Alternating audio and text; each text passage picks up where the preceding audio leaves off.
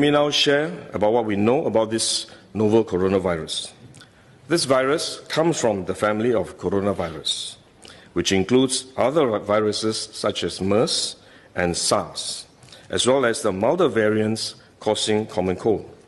The medical consensus at this moment is that the novel coronavirus is more transmissible but appears less deadly than SARS. Evidence suggests that the rate of human-to-human transmission of this virus appears to be higher than that of SARS. For now, the evidence also suggests that transmission is mostly via droplets. What this means is that the virus is carried within droplets emitted from an infected person over a short distance, such as when a person coughs or sneezes. If these droplets come into contact with the eyes, nose or mouth of an individual, directly or indirectly through hands that have come into contact with these droplets, the individual may become infected.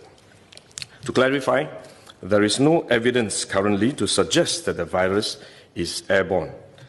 There are other viruses, such as the chickenpox, which can easily be transported via air currents and do not require droplets to contact the eyes or nose. The novel coronavirus is not in this category of viruses. The novel coronavirus could also transmit through surface contact. Let me explain. When a person sneezes or coughs, the droplets fall onto the surfaces of tables and chairs, and the virus may remain alive for up to a few days. When someone else touches the surfaces of these tables and chairs, the virus can be transferred to his hands, and if he then rubs his eyes or nose without washing his hands, he may become infected. So we should wash our hands. This is also why we only quarantine the close contacts of confirmed cases. For more transient contacts, such as individuals that the confirmed cases may have walked past in malls or hotels, the risk of transmission is low.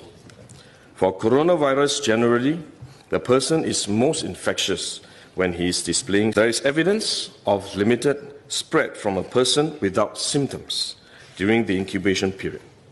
However, this form of transmission may be uncommon and has so far involved isolated cases only.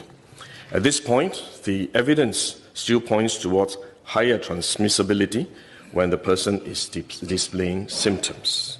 As such, medical professionals, both overseas and in Singapore, have advised that the most effective way that we can protect ourselves is to practice good personal hygiene. We should regularly wash our hands with soap and water and avoid touching our face with our hands. These may sound simple, but actually they're very difficult to do because all of us touch our face all the time. Even at a meeting when we have on this ministry task force, while I was speaking, I was touching my face until Minister Lawrence Wong nudged me with his elbow and said, "Stop touching your face." So it is simple but extremely difficult, but are actually very effective in preventing all kinds of infection. Potential infection from asymptomatic persons, in fact, is less likely to be from coughing or sneezing directly because they don't have symptoms. They are not sneezing or coughing, but more likely by touching contaminated surfaces, for which masks offer no protection. Wearing a mask when we are well often gives us a false sense of security instead, and we are more likely to touch our faces when we constantly adjust our masks, which is one way the disease spreads. At the same time, we need to protect others, our loved ones, friends, colleagues, and fellow Singaporeans that we come into contact with. If we are sick, we should rest and recover at home as far as possible. If we do need to go out to see a doctor, for example, we should wear a surgical mask to protect others. So this is when mask is needed, when we are unwell and have to go out.